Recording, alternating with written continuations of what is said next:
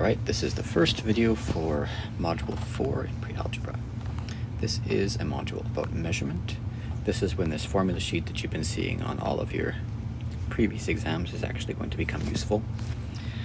In this unit, there are a bunch of things. This is probably the busiest unit that we're going to cover. And a lot of them have to do with, well, shapes. But before we get to shapes, we first need to talk about measurement systems.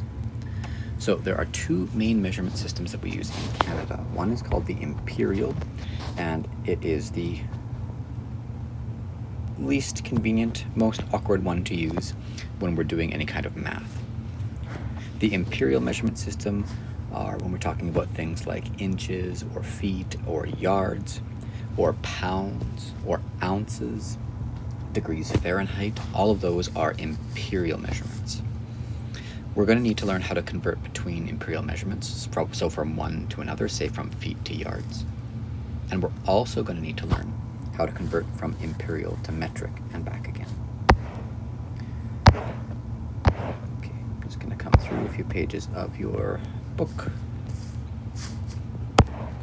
If we are trying to read a measurement in imperial, no matter which imperial unit, it's most common to talk about fractions. So if this picture here, picture number 1, is a picture of a ruler, and it's asking you where is A, so A would be this line right here. A is halfway between 0 and 1, so we would write that this is a half inch. This symbol, two ticks, means inch, or we could say a half inch like that. Both of these mean inch.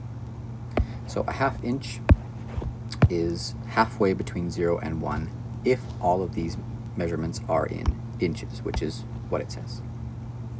So B is right at the 2-inch mark. I'm trying to draw it on the 2-inch mark. So we would just write 2 inches or 2 inches like that. And C is but halfway between 3 and 4. So it's 3 whole steps over and then one more half step over. So that we would write that just like with any other fraction, 3.5 inches, or we can say 3.5 inches like that. You can't just deal with, well, you don't just always deal with halves. Sometimes you deal with quarters or eighths or 16ths or 32nds or 64ths. So that's just telling you how finely divided your individual measurement is. If between 0 and 1 there is only a measurement at halfway, then this is the half. But if there was also a measurement that happened every quarter, so we're dividing this into four places, the orange lines would all be quarters. If we were to divide those ones in half also, then every time we are dividing in half, we would have a new measurement, and these ones would be eighths. So there are 1, 2, 3, 4, 5, 6, 7, 8. The eighth is exactly 1, right? Because 8 over 8 is equal to 1. Just like 2 over 2, or just like 4 over 4. All of these are equivalent to 1. So we could break these things up into quarters, halves, eighths, whatever. We usually reduce to lowest terms though. Like if you look over here, we see it goes 2, 2 1/4, 2 1/2, 2 3/4, 3.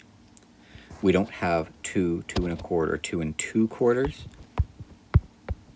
We don't write that because 2 quarters we could reduce to 1/2.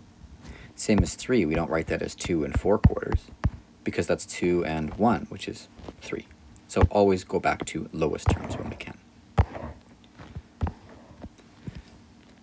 I won't be asking you to make any actual measurements because I don't know how to do that if you're at home and I'm at home. So making measurements is going to be something that, of course, is a useful skill in real life, but it's not something that I know how to test you on, which means that I pretty much can't test you on it. Okay. The questions that are over here are mostly asking about your number sense. So would you measure a book, so the length of a book in yards? How big is a yard? So to answer that, you'd have to figure out how big a yard is. You'd have to maybe draw it out or use your hands to spread that distance out. We would measure a football field using yards, measure a pencil using miles. Just are these appropriate measurements? Like, would you tell, if somebody asks how much money a house costs. Would you use pennies? Would you use individual dollars? Would you use thousands of dollars or hundreds of thousands of dollars? Or seemingly these days it's not crazy to use millions. Just developing a sense of how big numbers are. That's going to be an important skill in this unit.